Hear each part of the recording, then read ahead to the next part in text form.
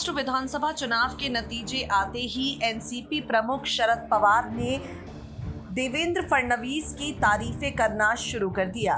शरद पवार ने इस जीत को भारतीय जनता पार्टी के नेता देवेंद्र फडणवीस का चमत्कार बताया और अब फडणवीस के चमत्कार पर शरद पवार की बेटी सुप्रिया सुले का बड़ा बयान सामने आ गया है। शरद पवार की बेटी सुप्रिया सुले ने राज्यसभा चुनाव की जीत पर भारतीय जनता पार्टी को बधाई दी और कहा, हमें अपमानजनक हार स्वीकार करनी चाहिए। शरद पवार और सुप्रिया सुले के इन बयानों के सियासी मायने पूरी तरह से निकाले जा रहे हैं। शरद पवार कहते हैं, मैं नतीजे देखकर हैरान नहीं हूँ।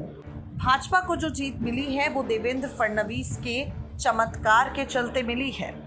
वहीं दूसरी तरफ सुप्रिया सुले ने कहा, मैं भाजपा को उनके प्रदर्शन के लिए बधाई देती हूं। हम अपनी हार स्वीकार करते हैं। हमें स्पष्ट रूप से आत्मनिरीक्षण करने की आवश्यकता है कि क्या सही हुआ, क्या गलत हुआ। यदि आप संख्याओं को देखें तो स्पष्ट रूप से हमारे पास अंत तक सही संख्याएं थी, लेकिन हमने एक चांस लिया।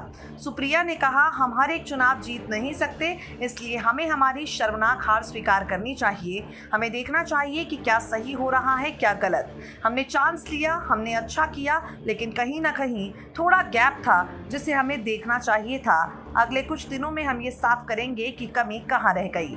सुप्रिया सुले के इस बयान से साफ मालूम पड़ता है कि भारतीय जनता पार्टी की ताकत को सुप्रिया अच्छी तरह से समझती है। सुप्रिया सुले ने भाजपा पर जो सकारात्मक बयान दिया है, उससे भारतीय जनता पार्टी की तरफ उनका झुकाव साफ देखा जा सकता है।